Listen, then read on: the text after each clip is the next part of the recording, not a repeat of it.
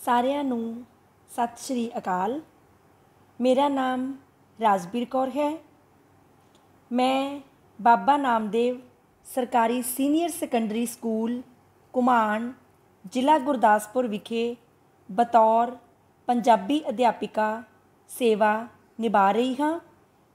ਅੱਜ ਅਸੀਂ 12ਵੀਂ ਜਮਾਤ ਦੇ 94ਵੀਂ ਪੰਜਾਬੀ ਵਿਸ਼ੇ ਦੇ ਪਾਠਕ੍ਰਮ ਵਿੱਚ ਸ਼ਾਮਿਲ ਮੱਧਕਾਲੀਨ ਪੰਜਾਬੀ ਕਾਵਿ ਝਲਕਾਂ ਤੇ ਇਤਿਹਾਸ ਪੁਸਤਕ ਵਿੱਚ ਦਰਜ ਸੂਫੀ ਕਾਵਿ ਦੇ ਕਵੀ ਖਵਾਜਾ ਗੁਲਾਮ ਫਰੀਦ ਜੀ ਦੀਆਂ ਕਾਫੀਆਂ ਬਾਰੇ ਗੱਲਬਾਤ ਕਰਾਂਗੇ।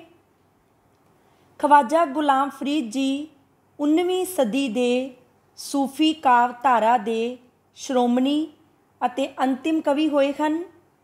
ਆਪ ਜੀ ਦਾ ਜਨਮ 1841 ਈਸਵੀ ਵਿੱਚ ਪਿੰਡ ਚਾਚੜਾ ਸ਼ਰੀਫਾਂ, ਰਿਆਸਤ ਬਹਾਵਲਪੁਰ, ਪਾਕਿਸਤਾਨ ਵਿੱਚ ਮੌਲਾਨਾ ਖੁਦਾ ਬਖਸ਼ ਦੇ ਘਰ ਹੋਇਆ।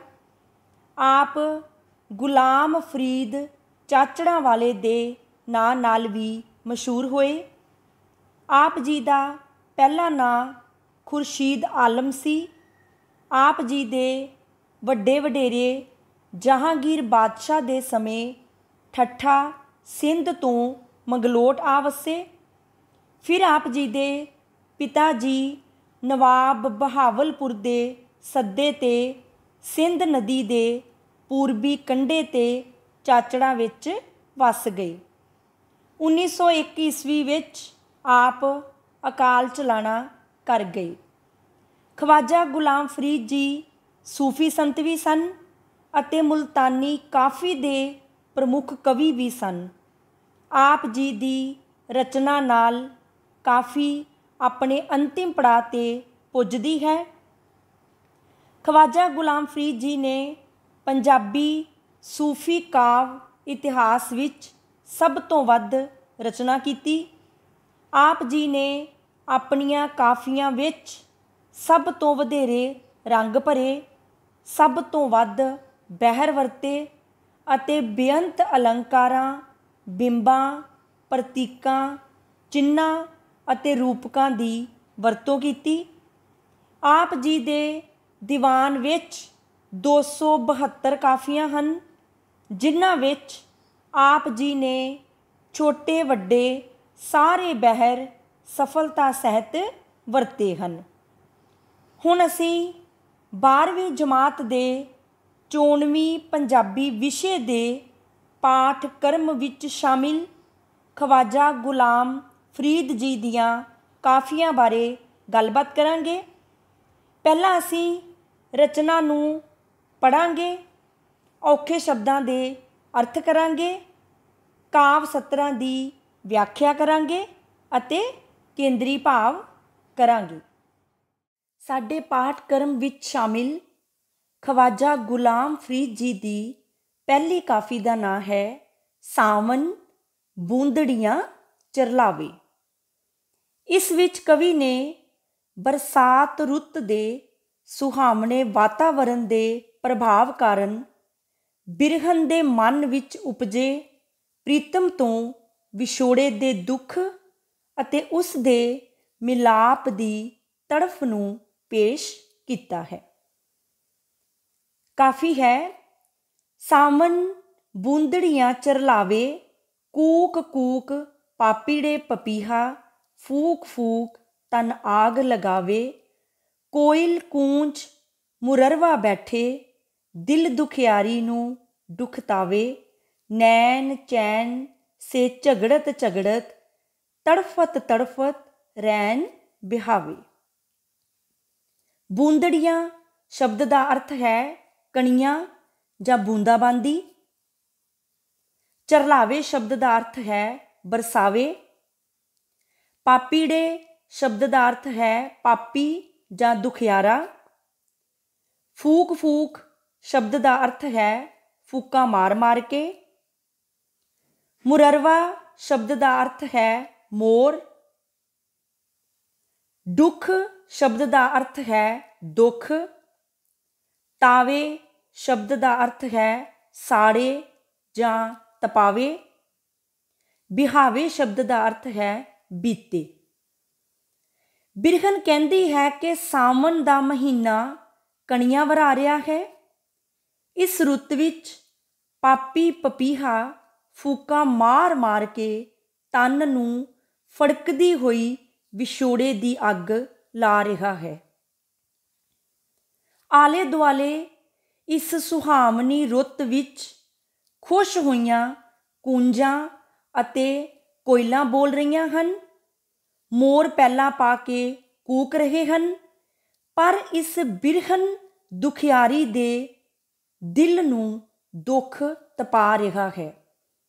ਮੇਰੇ ਨੈਣਾਂ ਦਾ ਤਾਂ ਜਿਵੇਂ ਚੈਨ ਨਾਲ ਲਗਾਤਾਰ ਝਗੜਾ ਹੋ ਰਿਹਾ ਹੈ। ਉਹ ਸਾਰੀ ਰਾਤ ਤੜਪ ਤੜਪ ਕੇ ਬਿਤਾਉਂਦੇ ਹਨ। ਛਤੀਆ ਧੜਕਤ ਜਿਹੜਾ ਲਰਜਤ ਤੁਝ ਬਿਨ ਕਾਰੀ ਘਟਨ ਡਰਾਵੇ। ਰੂਮ ਝੂਮ ਰੁੱਤ ਬਰਖਾ ਸੋਹੇ ਅੰਗ ਢੰਗ ਰਸ ਰਾਂਦ ਰਚਾਵੇ।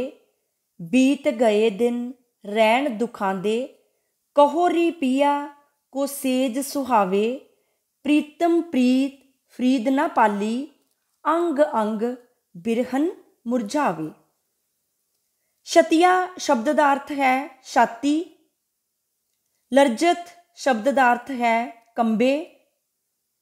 ਕਾਰੀ ਕਟਨ ਸ਼ਬਦ ਦਾ ਅਰਥ ਹੈ ਕਾਲੀ ਘਟਾ ਜਾਂ ਕਾਲੇ ਬੱਦਲ। ਰੂਮ ਚੋਮ ਸ਼ਬਦ ਦਾ ਅਰਥ ਹੈ ਰਿਮਚਿਮ। ਰਾਂਦ ਸ਼ਬਦ ਦਾ ਅਰਥ ਹੈ ਦੁਖੜੇ। ਮੁਰਝਾਵੇ ਸ਼ਬਦ ਦਾ ਅਰਥ ਹੈ ਕੁਮਲਾ ਗਏ ਹਨ। ਬਿਰਹਨ ਕਹਿੰਦੀ ਹੈ ਕਿ ਸਾਵਣ ਦੇ ਸੁਹਾਵਣੇ ਵਾਤਾਵਰਨ ਵਿੱਚ ਪ੍ਰੀਤਮ ਦੇ ਵਿਛੋੜੇ ਕਾਰਨ ਉਸ ਦੀ ਛਾਤੀ ਧੜਕ ਰਹੀ ਹੈ ਅਤੇ ਦਿਲ ਕੰਬ ਰਿਹਾ ਹੈ। ਉਹ ਪ੍ਰੀਤਮ ਨੂੰ ਸੰਬੋਧਨ ਕਰਦੀ ਹੋਈ ਕਹਿੰਦੀ ਹੈ, ਤੇਰੇ ਤੋਂ ਬਿਨਾਂ ਮੈਨੂੰ ਕਾਲੇ ਬੱਦਲਾਂ ਦੀਆਂ ਘਟਾਵਾਂ ਡਰਾ ਰਹੀਆਂ ਹਨ। ਰਿਮ ਚਿਮ ਵਰਦੀ ਹੋਈ ਸੁਹਾਵਣੀ ਵਰਖਾ ਰੁੱਤ ਨੇ ਮੇਰੇ ਅੰਗ ਅੰਗ ਵਿੱਚ ਰਚ ਕੇ ਖੇਡ ਕੁੱਦ ਨੂੰ ਬਹੁਤ ਹੀ ਦਿਲਚਸਪ ਬਣਾ ਦਿੱਤਾ ਹੈ।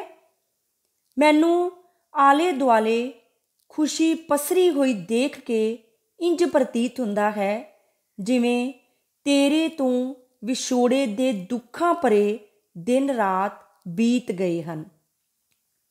ਮੈਂ ਚਾਹੁੰਦੀ ਹਾਂ ਕਿ ਕੋਈ ਮੇਰੇ ਪ੍ਰੀਤਮ ਨੂੰ ਜਾ ਕੇ ਕਹੇ ਕਿ ਉਹ ਆ ਕੇ ਮੇਰੀ ਸੇਜ ਨੂੰ ਰਸਦਾਇਕ ਬਣਾਵੇ, ਪਰੰਤੂ ਮੈਨੂੰ ਦੁੱਖ ਹੈ ਕਿ ਮੇਰੇ ਪ੍ਰੀਤਮ ਨੇ ਪ੍ਰੀਤ ਨੂੰ ਨਹੀਂ ਪਾਲਿਆ ਅਤੇ ਉਸ ਦੇ ਵਿਛੋੜੇ ਕਾਰਨ ਮੇਰਾ ਬਿਰਹਨ ਦਾ ਅੰਗ ਅੰਗ ਦੁੱਖ ਵਿੱਚ ਕੁਮਲਾ ਗਿਆ ਹੈ।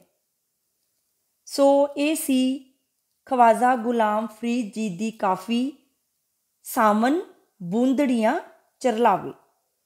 ਇਸ ਕਾਫੀ ਦਾ ਕੇਂਦਰੀ ਜਾਂ ਅੰਤਰੀਵ ਭਾਵ ਇਹ ਹੈ ਕਿ ਸਾਵਣ ਦੀ ਰੁੱਤ ਦੀ ਰਿਮ ਚਿਮ ਅਤੇ ਪਪੀਹੇ, ਕੂੰਜਾਂ, ਕੋਇਲਾਂ ਅਤੇ ਮੋਰਾਂ ਦਾ ਬੋਲਣਾ ਬਿਰਹਨ ਦੇ ਮਨ ਵਿੱਚ ਪ੍ਰੀਤਮ ਤੋਂ ਵਿਛੋੜੇ ਦੇ ਦੁੱਖ ਨੂੰ ਵਧਾ ਕੇ ਮਿਲਾਪ ਦੀ ਇੱਛਾ ਨੂੰ ਜਗਾਉਂਦਾ ਹੈ। ਉਹ ਚਾਹੁੰਦੀ ਹੈ ਕਿ ਉਸ ਦਾ ਪ੍ਰੀਤਮ ਉਸ ਨੂੰ ਆ ਕੇ ਮਿਲੇ, ਪਰ ਉਸ ਨੂੰ ਇਹ ਜਾਣ ਕੇ ਦੁੱਖ ਹੁੰਦਾ ਹੈ ਕਿ ਉਹ ਇਸ ਪ੍ਰੀਤ ਨੂੰ ਨਹੀਂ ਪਾਲ ਰਿਹਾ। ਖਵਾਜਾ ਗੁਲਾਮ ਫਰੀਦ ਜੀ ਦੀ ਅਗਲੀ ਕਾਫੀ ਦਾ ਨਾਂ ਹੈ ਸ਼ੌ ਰਾਂਝਾ ਅਲਬੇਲਾ।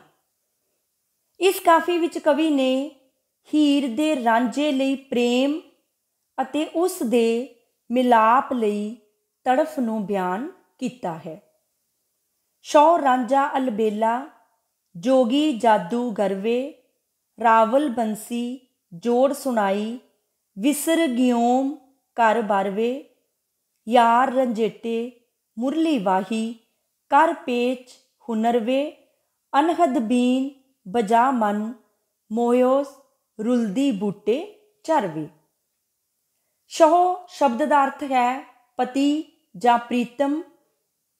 ਅਲਬੇਲਾ ਸ਼ਬਦ ਦਾ ਅਰਥ ਹੈ ਬਾਂਕਾ ਜਾਂ ਮਸਤ। ਰਾਵਲ ਸ਼ਬਦ ਦਾ ਅਰਥ ਹੈ ਜੋਗੀ ਜਾਂ ਪਿਆਰਾ। ਬੰਸੀ ਸ਼ਬਦ ਦਾ ਅਰਥ ਹੈ ਬੰਸਰੀ। ਵਿਸਰ ਸ਼ਬਦ ਦਾ ਅਰਥ ਹੈ ਭੁੱਲ। ਗਿਓਮ ਸ਼ਬਦ ਦਾ ਅਰਥ ਹੈ ਗਿਆ। ਵਾਹੀ ਸ਼ਬਦ ਦਾ ਅਰਥ ਹੈ ਵਜਾਈ। ਪੇਚ ਸ਼ਬਦ ਦਾ ਅਰਥ ਹੈ ਵਲ। ਹੀਰ ਕਹਿੰਦੀ ਹੈ ਕਿ ਮੇਰਾ ਪ੍ਰੀਤਮ ਰਾਂਝਾ ਮਸਤ ਜੋਗੀ ਹੈ। ਉਹ ਤਾਂ ਇੱਕ ਜਾਦੂਗਰ ਹੈ। ਉਸ ਜੋਗੀ ਨੇ ਬੰਸਰੀ ਬੁੱਲ੍ਹਾਂ ਨੂੰ ਲਾ ਕੇ ਅਜਿਹੀ ਵਜਾ ਕੇ ਸੁਣਾਈ ਕਿ ਉਸ ਦੀ ਮਸਤੀ ਵਿੱਚ ਮੈਨੂੰ ਆਪਣਾ ਘਰ-ਬਾਰ ਭੁੱਲ ਗਿਆ। ਮੇਰੇ ਯਾਰ ਰਾਂਝੇ ਨੇ ਹੁਨਰ ਦੇ ਪੇਚ ਪਾਉਂਦਿਆਂ ਇਲਾਹੀ ਧੁਨੀ ਪੈਦਾ ਕਰਨ ਵਾਲੀ ਅਜਿਹੀ ਬੀਨ ਵਜਾਈ ਕਿ ਉਸ ਨੇ ਮੈਨੂੰ ਮੋਹ ਕੇ ਰੱਖ ਲਿਆ। ਉਸ ਦੇ ਪ੍ਰਭਾਵ ਕਾਰਨ ਮੈਂ ਕਮਲਿਆਂ ਵਾਂਗ ਜੰਗਲਾਂ ਬੀਆਬਾਨਾਂ ਵਿੱਚ ਰੁਲ ਰਹੀ ਹਾਂ। ਕੰਨੇ ਕੰਨੇ ਪਾਉਂਦੇ ਗਲ ਚੱਪ ਮਾਲਾ, ਰਹਿੰਦੇ ਹੁਸਨ ਨਗਰਵੇ, ਤਖਤ ਹਜ਼ਾਰੋਂ ਰਾਂਝਣ ਆਇਆ, ਹੀਰ ਤੱਤੀ ਦੇ ਘਰ ਵੇ, ਜੋਗਣ ਥੀਸਾਂ ਖਾਕ ਹਮੇਸ਼ਾ, ਰੁਲਸਾਂ ਸ਼ਹਿਰ ਬਹਿਰ ਵੇ। ਕੰਨੇ ਕੰਨੇ ਭਾਵ ਕੰਨਾਂ ਵਿੱਚ, ਤਖਤ ਹਜ਼ਾਰੋਂ ਭਾਵ ਤਖਤ ਹਜ਼ਾਰੇ ਤੋਂ, ਤੱਤੀ ਸ਼ਬਦ ਦਾ ਅਰਥ ਹੈ ਬਦਕਿਸਮਤ, ਥੀਸਾਂ ਸ਼ਬਦ ਦਾ ਅਰਥ ਹੈ ਹੋਵਾਂ। ਹੀਰ ਕਹਿੰਦੀ ਹੈ ਕਿ ਮੇਰੇ ਪ੍ਰੀਤਮ ਦੀ ਪਛਾਣ ਇਹ ਹੈ ਕਿ ਉਸ ਦੇ ਦੋਹਾਂ ਕੰਨਾਂ ਵਿੱਚ ਮੁੰਦਰਾਂ ਹਨ ਅਤੇ ਗਲ ਵਿੱਚ ਮਾਲਾ ਹੈ। ਉਹ ਉਸ ਨਗਰ ਤੋਂ ਹੈ ਜਿਸ ਨੂੰ ਤਖਤ ਹਜ਼ਾਰਾ ਆਖਦੇ ਹਨ। ਉਹ ਵਿਛੋੜੇ ਵਿੱਚ ਤੜਫ ਰਹੀ ਬਦਕਿਸਮਤ ਹੀਰ ਦੇ ਘਰ ਆਇਆ ਹੈ। ਉਸ ਦੀ ਖਾਤਰ ਮੈਂ ਜੋਗਣ ਬਣ ਜਾਵਾਂਗੀ, ਨਿਰਮਾਣਤਾ ਧਾਰਨ ਕਰਕੇ ਮਿੱਟੀ ਵਿੱਚ ਮਿਲ ਜਾਵਾਂਗੀ ਅਤੇ ਸ਼ਹਿਰਾਂ ਤੇ ਸਾਗਰਾਂ ਦੇ ਵਿੱਚ ਰੁਲਦੀ ਫਿਰਾਂਗੀ। ਮਾਂ ਪਿਓ ਛੋੜ ਲੱਗੀ ਲੜ ਤੈਂਡੇ, ਸਾਵਲ ਕਾਰੀ ਕਰਵੇ, ਬਾਜ ਪਰਿੰਦੇ ਬਾਜ ਨਾ ਕਾਈ, ਪੱਠ ਜੇਵਰ ਪੱਠ ਜਰਵੇ। ਸਾਵਲ ਸ਼ਬਦ ਦਾ ਅਰਥ ਹੈ ਪ੍ਰੀਤਮ। ਕਾਰੀ ਸ਼ਬਦ ਦਾ ਅਰਥ ਹੈ ਕਾਰਜ ਜਾਂ ਇਲਾਜ। ਜੇਵਰ ਸ਼ਬਦ ਦਾ ਅਰਥ ਹੈ ਗਹਿਣੇ। ਜਰ ਸ਼ਬਦ ਦਾ ਅਰਥ ਹੈ ਸੋਨਾ। ਹੀਰ ਆਪਣੇ ਪ੍ਰੀਤਮ ਰਾਂਝੇ ਨੂੰ ਸੰਬੋਧਨ ਕਰਦੀ ਹੋਈ ਕਹਿੰਦੀ ਹੈ ਕਿ ਮੈਂ ਆਪਣੇ ਮਾਪਿਆਂ ਨੂੰ ਛੱਡ ਕੇ ਤੇਰੇ ਲੜ ਲੱਗੀ ਹਾਂ। ਹੇ ਮੇਰੇ ਸਾਂਵਲ ਪ੍ਰੀਤਮ, ਤੂੰ ਮੈਨੂੰ ਮਿਲਣ ਦਾ ਕਾਰਜ ਕਰ। ਮੈਂ ਆਪਣੇ ਪ੍ਰੀਤਮ ਤੋਂ ਬਿਨਾਂ ਕੁਝ ਵੀ ਨਹੀਂ ਹਾਂ। ਉਸ ਤੋਂ ਬਿਨਾਂ ਮੇਰੇ ਲਈ ਹਾਰ ਸ਼ਿੰਗਾਰ ਕਿਸੇ ਕੰਮ ਨਹੀਂ। ਮੇਰੇ ਹਾਰ ਸ਼ਿੰਗਾਰ ਦੇ ਸਭ ਗਹਿਣੇ ਅਤੇ ਸੋਨਾ ਭੱਠੀ ਵਿੱਚ ਪੈ ਜਾਵੇ। ਇਤਨਾ ਜ਼ੁਲਮ ਮੁਨਾਸਬ ਨਾਹੀਂ, ਰੱਬ ਕੋਲੋਂ ਕੁਝ ਡਰਵੇ। ਰਾਂਝਾ ਜੋਗੀ ਮੈਂ ਜੋਗਿਆਣੀ, ਦਿੱਤੜੀ ਇਸ਼ਕ ਖਬਰ ਵੇ। ਯਾਰ ਫਰੀਦ ਨਾ ਵਿਸਰਮ ਹਰਗਿਜ਼, ਸਿੱਕਦੀ ਵੈਸਾਂ ਮਰਵੇ। ਮੁਨਾਸਬ ਸ਼ਬਦ ਦਾ ਅਰਥ ਹੈ ਠੀਕ। ਵੈਸਾ ਸ਼ਬਦ ਦਾ ਅਰਥ ਹੈ ਹੋਣਾ। ਹੀਰ ਆਪਣੇ ਪ੍ਰੀਤਮ ਰਾਂਝੇ ਨੂੰ ਕਹਿੰਦੀ ਹੈ ਕਿ ਤੇਰੇ ਲਈ ਮੈਨੂੰ ਇਸ ਹੱਦ ਤੱਕ ਆਪਣੇ ਵਿਛੋੜੇ ਵਿੱਚ ਤੜਫਾਉਣਾ ਠੀਕ ਨਹੀਂ। ਤੈਨੂੰ ਅਜਿਹਾ ਕਰਦਿਆਂ ਰੱਬ ਤੋਂ ਡਰਨਾ ਚਾਹੀਦਾ ਹੈ। ਹੇ ਰਾਂਝਣ ਜੋਗੀ, ਮੈਂ ਤੇਰੇ ਪਿੱਛੇ ਜੋਗਿਆਣੀ ਬਣ ਗਈ ਹਾਂ। ਤੇਰੇ ਨਾਲ ਮੇਰੇ ਇਸ਼ਕ ਦੀ ਗੱਲ ਚਾਰੇ ਪਾਸੇ ਧੁੰਮ ਗਈ ਹੈ। ਹੇ ਪਿਆਰੇ, ਮੈਨੂੰ ਤੇਰੇ ਵਿਛੋੜੇ ਵਿੱਚ ਰਤਾ ਵੀ ਚੈਨ ਨਹੀਂ। ਮੈਨੂੰ ਜਾਪਦਾ ਹੈ ਕਿ ਤੇਰੇ ਮਿਲਾਪ ਲਈ ਤੜਫਦੀ ਹੋਈ ਮੈਂ ਮਰ ਹੀ ਜਾਵਾਂਗੀ। ਸੋ ਇਹ ਸੀ ਖਵਾਜਾ ਗੁਲਾਮ ਫਰੀਦ ਜੀ ਦੀ ਕਾਫੀ ਸ਼ੌ ਰਾਂਝਾ ਅਲਬੇਲਾ। ਇਸ ਕਾਫੀ ਦਾ ਕੇਂਦਰੀ ਜਾਂ ਅੰਤਰੀਵ ਭਾਵ ਇਹ ਹੈ ਕਿ ਹੀਰ ਆਪਣੇ ਪ੍ਰੀਤਮ ਰਾਂਝੇ ਦੇ ਪਿਆਰ ਵਿੱਚ ਕਮਲੀ ਹੋਈ ਉਸ ਦੇ ਵਿਛੋੜੇ ਵਿੱਚ ਤੜਫਦੀ ਅਤੇ ਮਿਲਾਪ ਲਈ ਤਾਂਘਦੀ ਹੈ। ਉਸ ਤੋਂ ਬਿਨਾਂ ਉਸ ਨੂੰ ਆਪਣਾ ਜੀਵਨ ਅਤੇ ਹਾਰ ਸ਼ਿੰਗਾਰ ਕਿਸੇ ਕੰਮ ਨਹੀਂ ਜਾਪਦਾ। ਉਸ ਦੀ ਪ੍ਰਾਪਤੀ ਲਈ ਉਹ ਨਿਰਮਾਣ ਹੋ ਕੇ ਥਾਂ ਥਾਂ ਰੁਲਦੀ ਫਿਰਦੀ ਹੈ। ਹੁਣ ਅਸੀਂ ਸੂਫੀ ਕਵੀ ਖਵਾਜਾ ਗੁਲਾਮ ਫਰੀਦ ਦੀਆਂ ਕਾਫੀਆਂ ਬਾਰੇ ਕੁਝ ਵਸਤੂਨਿਸ਼ਟ ਪ੍ਰਸ਼ਨ ਅਤੇ ਉਹਨਾਂ ਪ੍ਰਸ਼ਨਾਂ ਦੇ ਉੱਤਰ ਦੇਖਾਂਗੇ। ਪਹਿਲਾ ਪ੍ਰਸ਼ਨ ਹੈ, ਸਾਵਨ ਬੂੰਦੜੀਆਂ ਚਰਲਾਵੇ ਕਾਫੀ ਕਿਸ ਦੀ ਰਚਨਾ ਹੈ? ਇਸ ਪ੍ਰਸ਼ਨ ਦਾ ਉੱਤਰ ਹੈ, ਸਾਵਨ ਬੂੰਦੜੀਆਂ ਚਰਲਾਵੇ ਕਾਫੀ ਖਵਾਜਾ ਗੁਲਾਮ ਫਰੀਦ ਦੀ ਰਚਨਾ ਹੈ। ਦੂਸਰਾ ਪ੍ਰਸ਼ਨ ਹੈ, ਖਵਾਜਾ ਗੁਲਾਮ ਫਰੀਦ ਦੀ ਕਿਸੇ ਇੱਕ ਕਾਫੀ ਦਾ ਨਾਂ ਲਿਖੋ। ਇਸ ਪ੍ਰਸ਼ਨ ਦਾ ਉੱਤਰ ਹੈ, ਸ਼ੌ ਰਾਂਝਾ ਅਲਬੇਲਾ। ਅਗਲਾ ਪ੍ਰਸ਼ਨ ਹੈ, ਸਾਵਨ ਬੂੰਦੜੀਆਂ ਚਰਲਾਵੇ ਤੁਕ ਤੋਂ ਕੀ ਭਾਵ ਹੈ? ਇਸ ਪ੍ਰਸ਼ਨ ਦਾ ਉੱਤਰ ਹੈ, ਸਾਵਨ ਬੂੰਦੜੀਆਂ ਚਰਲਾਵੇ ਤੁਕ ਤੋਂ ਭਾਵ ਹੈ ਸਾਵਨ ਵਿੱਚ ਮੀਂਹ ਦੀਆਂ ਕਣੀਆਂ ਵਰਦੀਆਂ ਹਨ। ਅਗਲਾ ਪ੍ਰਸ਼ਨ ਹੈ, ਸ਼ੌ ਰਾਂਝਾ ਅਲਬੇਲਾ ਕਾਫੀ ਕਿਸ ਦੀ ਰਚਨਾ ਹੈ? ਇਸ ਪ੍ਰਸ਼ਨ ਦਾ ਉੱਤਰ ਹੈ, ਸ਼ੌ ਰਾਂਝਾ ਅਲਬੇਲਾ ਕਾਫੀ ਖਵਾਜਾ ਗੁਲਾਮ ਫਰੀਦ ਦੀ ਰਚਨਾ ਹੈ। ਅਗਲਾ ਪ੍ਰਸ਼ਨ ਹੈ, ਸ਼ੌ ਰਾਂਝਾ ਅਲਬੇਲਾ ਕਾਫੀ ਵਿੱਚ ਖਵਾਜਾ ਗੁਲਾਮ ਫਰੀਦ ਨੇ ਕਿਸ ਤੋਂ ਡਰਨ ਲਈ ਸੰਕੇਤ ਕੀਤਾ ਹੈ? ਇਸ ਪ੍ਰਸ਼ਨ ਦਾ ਉੱਤਰ ਹੈ, ਸ਼ੌ ਰਾਂਝਾ ਅਲਬੇਲਾ ਕਾਫੀ ਵਿੱਚ ਖਵਾਜਾ ਗੁਲਾਮ ਫਰੀਦ ਨੇ ਰੱਬ ਤੋਂ ਡਰਨ ਲਈ ਸੰਕੇਤ ਕੀਤਾ ਹੈ। ਅਗਲਾ ਪ੍ਰਸ਼ਨ ਹੈ, ਕੋਇਲ, ਕੂੰਜ, ਮੋਰ ਵਰਗੀਆਂ ਮਿੱਠੀਆਂ ਆਵਾਜ਼ਾਂ ਸੁਣ ਕੇ ਬਿਰਹਨ ਨੂੰ ਕਿਉਂ ਦੁੱਖ ਹੁੰਦਾ ਹੈ?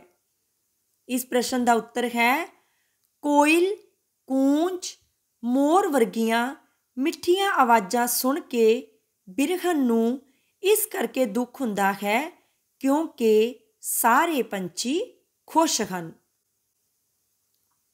ਅਗਲਾ ਪ੍ਰਸ਼ਨ ਹੈ, ਬਿਰਹਨ ਦੇ ਦੁੱਖ ਦੇ ਦਿਨ ਰਾਤ ਕਦੋਂ ਖਤਮ ਹੁੰਦੇ ਹਨ?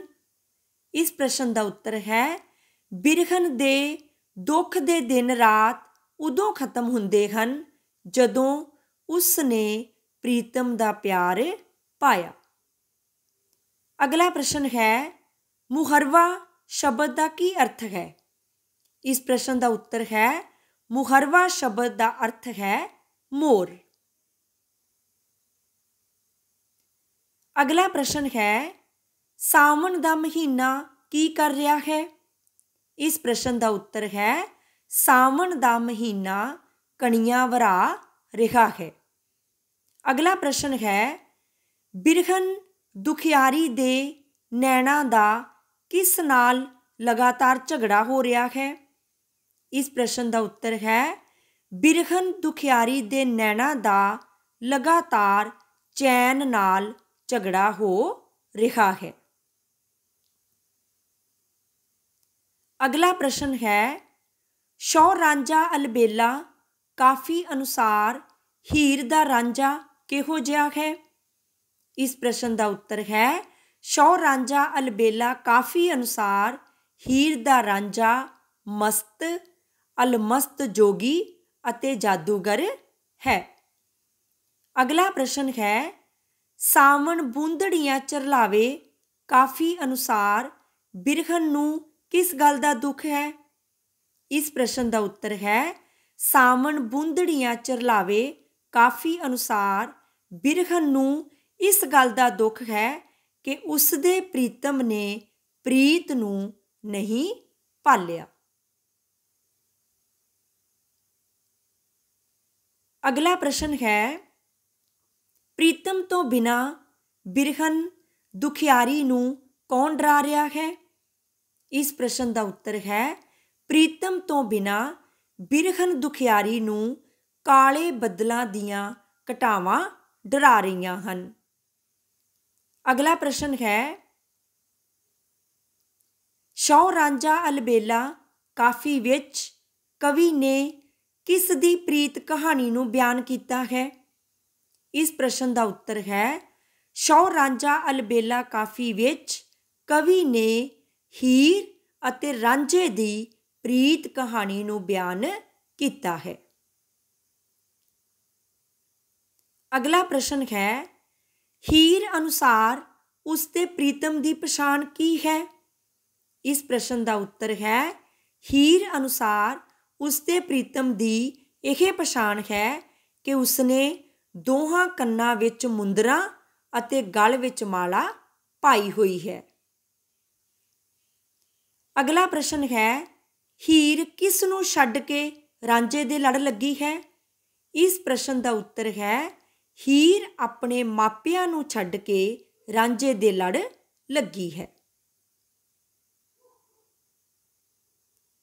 ਅਗਲਾ ਪ੍ਰਸ਼ਨ ਹੈ, ਹੀਰ ਆਪਣੇ ਪ੍ਰੀਤਮ ਰਾਂਝੇ ਜੋਗੀ ਦੇ ਵਿਛੋੜੇ ਵਿੱਚ ਕੀ ਬਣ ਕੇ ਤੜਫਦੀ ਹੈ?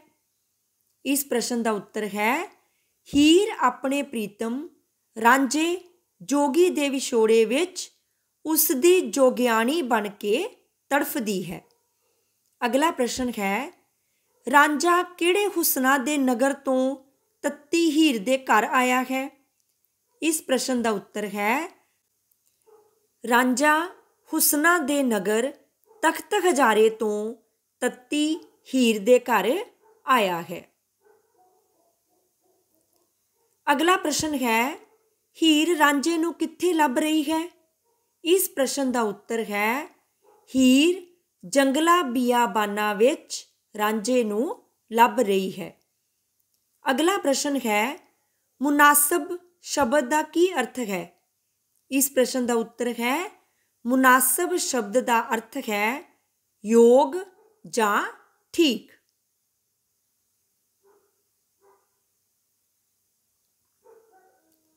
ਅਗਲਾ ਪ੍ਰਸ਼ਨ ਹੈ, ਹੇਠਾਂ ਦਿੱਤੇ ਸ਼ਬਦਾਂ ਵਿੱਚੋਂ ਸਹੀ ਸ਼ਬਦ ਚੁਣ ਕੇ ਸਤਰ ਪੂਰੀ ਕਰੋ। ਸਤਰ ਹੈ, ਰਾਵਲ ਡੈਸ਼ ਜੋੜ ਸੁਣਾਈ ਵਿਸਰ ਗਿਓਮ ਘਰ ਬਰਵੇ। ਇਸ ਖਾਲੀ ਥਾਂ ਦੇ ਵਿੱਚ ਕੀ ਆਵੇਗਾ? ਢੋਲਕੀ ਜਾਂ ਬੀਨ ਜਾਂ ਮਿਰਦੰਗ ਜਾਂ ਬੰਸੀ। ਬੰਸੀ। ਰਾਵਲ ਬੰਸੀ ਜੋੜ ਸੁਣਾਈ ਵਿਸਰ ਗਿਓਮ ਘਰ ਬਰਵੇ। ਇਸ ਖਾਲੀ ਥਾਂ ਦੇ ਵਿੱਚ ਬੰਸੀ ਸ਼ਬਦ ਭਰਿਆ ਜਾਵੇਗਾ। ਹੁਣ ਅਸੀਂ ਸਾਵਣ ਬੂੰਦੜੀਆਂ ਚਰਲਾਵੇ ਕਾਫੀ ਦਾ ਕੇਂਦਰੀ ਭਾਵ ਕਰਾਂਗੇ। ਇਸ ਕਾਫੀ ਦਾ ਕੇਂਦਰੀ ਭਾਵ ਇਹ ਹੈ ਕਿ ਸਾਵਣ ਦੀ ਰੁੱਤ ਦੀ ਰਿਮ-ਝਿਮ, ਪਪੀਹੇ, ਕੂੰਜਾਂ, ਕੋਇਲਾਂ ਅਤੇ ਮੋਰਾਂ ਦਾ ਬੋਲਣਾ ਬਿਰਹਨ ਦੇ ਮਨ ਵਿੱਚ ਪ੍ਰੀਤਮ ਤੋਂ ਵਿਛੋੜੇ ਦੇ ਦੁੱਖ ਨੂੰ ਵਧਾ ਕੇ ਮਿਲਾਪ ਦੀ ਇੱਛਾ ਨੂੰ ਜਗਾਉਂਦਾ ਹੈ। ਉਹ ਬੁਰੀ ਤਰ੍ਹਾਂ ਬੇਚੈਨ ਹੋਈ ਤੜਫਦੀ ਹੈ। ਉਸ ਨੂੰ ਕਾਲੀਆਂ ਘਟਾਵਾਂ ਡਰਾਉਂਦੀਆਂ ਹਨ। ਉਸ ਦਾ ਦਿਲ ਧੜਕਦਾ ਹੈ ਅਤੇ ਨੈਣ ਸਾਰੀ ਰਾਤ ਬੇਚੈਨ ਰਹਿੰਦੇ ਹਨ। ਉਹ ਚਾਹੁੰਦੀ ਹੈ ਕਿ ਉਸ ਦਾ ਪ੍ਰੀਤਮ ਉਸ ਨੂੰ ਆ ਕੇ ਮਿਲੇ, ਪਰ ਉਸ ਨੂੰ ਇਹ ਜਾਣ ਕੇ ਦੁੱਖ ਹੁੰਦਾ ਹੈ ਕਿ ਉਹ ਇਸ ਪ੍ਰੀਤ ਨੂੰ ਨਹੀਂ ਪਾਲ ਰਿਹਾ। ਖਵਾਜਾ ਗੁਲਾਮ ਫਰੀਦ ਦੀ ਅਗਲੀ ਕਾਫੀ ਦਾ ਨਾਂ ਹੈ ਸ਼ੌ ਰਾਂਝਾ ਅਲਬੇਲਾ। ਹੁਣ ਅਸੀਂ ਸ਼ੌ ਰਾਂਝਾ ਅਲਬੇਲਾ ਕਾਫੀ ਦਾ ਕੇਂਦਰੀ ਭਾਵ ਕਰਾਂਗੇ। ਇਸ ਕਾਫੀ ਦਾ ਕੇਂਦਰੀ ਭਾਵ ਇਹ ਹੈ ਕਿ ਹੀਰ ਆਪਣੇ ਪ੍ਰੀਤਮ ਰਾਂਝੇ ਦੇ ਪਿਆਰ ਵਿੱਚ ਕਮਲੀ ਹੋਈ ਉਸ ਦੇ ਵਿਛੋੜੇ ਵਿੱਚ ਤੜਫਦੀ ਅਤੇ ਮਿਲਾਪ ਲਈ ਤਾਂਘਦੀ ਹੈ। ਉਸ ਤੋਂ ਬਿਨਾਂ ਉਸ ਨੂੰ ਆਪਣਾ ਜੀਵਨ ਅਤੇ ਹਾਰ ਸ਼ਿੰਗਾਰ ਕਿਸੇ ਕੰਮ ਨਹੀਂ ਜਾਪਦਾ। ਉਸ ਦੀ ਪ੍ਰਾਪਤੀ ਲਈ ਉਹ ਨਿਰਮਾਣ ਹੋ ਕੇ ਥਾਂ-ਥਾਂ ਰੁਲਦੀ ਫਿਰਦੀ ਹੈ। ਇਹ ਸੀ 12ਵੀਂ ਜਮਾਤ ਦੇ 94ਵੀਂ ਪੰਜਾਬੀ ਵਿਸ਼ੇ ਦੇ ਪਾਠਕ੍ਰਮ ਵਿੱਚ ਸ਼ਾਮਿਲ ਖਵਾਜਾ ਗੁਲਾਮ ਫਰੀਦ ਜੀ ਦੀਆਂ ਕਾਫੀਆਂ, ਜਿਨ੍ਹਾਂ ਨੂੰ ਪੜ੍ਹਨ ਤੋਂ ਪਤਾ ਲੱਗਦਾ ਹੈ ਕਿ ਉਹਨਾਂ ਨੂੰ ਜੋ ਪ੍ਰਸਿੱਧੀ ਪ੍ਰਾਪਤ ਹੋਈ ਉਹ ਅਧਿਆਤਮਿਕ ਸੁਹਿਰਦਤਾ ਕਰਕੇ ਪ੍ਰਾਪਤ ਹੋਈ। ਆਪ ਜੀ ਦੀ ਰਚਨਾ ਭਾਵੇਂ ਰਹੱਸਮਈ ਕੋਮਲ ਭਾਵਾਂ ਨੂੰ ਚਿਤਰਦੀ ਹੈ, ਪਰੰਤੂ ਕਾਵ ਗੁਣਾਂ ਦੇ ਪੱਖੋਂ ਉਸ ਵਿੱਚ ਸ਼ਾਬਦਿਕ ਚਤੁਰਾਈਆਂ ਅਤੇ ਅਨੁਪ੍ਰਾਸ ਅਲੰਕਾਰ ਦੀ ਭਰਮਾਰ ਹੈ। ਇਸ ਤਰ੍ਹਾਂ ਬਾਬਾ ਫਰੀਦ ਜੀ ਪੰਜਾਬੀ ਦੇ ਪ੍ਰਥਮ ਸੂਫੀ ਕਵੀ ਹਨ ਅਤੇ ਖਵਾਜਾ ਗੁਲਾਮ ਫਰੀਦ ਜੀ ਅੰਤਿਮ। ਇਹਨਾਂ ਦੋਨਾਂ ਮਹਾਨ ਕਵੀਆਂ ਨੇ ਪੰਜਾਬੀ ਸੂਫੀ ਵਿਚਾਰਧਾਰਾ ਨੂੰ ਨਾ ਕੇਵਲ ਲੋਕਪ੍ਰਿਯ ਅਤੇ ਅਮਰ ਹੀ ਕੀਤਾ, ਸਗੋਂ ਇਸ ਨੂੰ ਫਾਰਸੀ ਸੂਫੀ ਵਿਚਾਰਧਾਰਾ ਦੇ ਪੱਧਰ 'ਤੇ ਲਿਆ ਖੜੀ ਕੀਤਾ।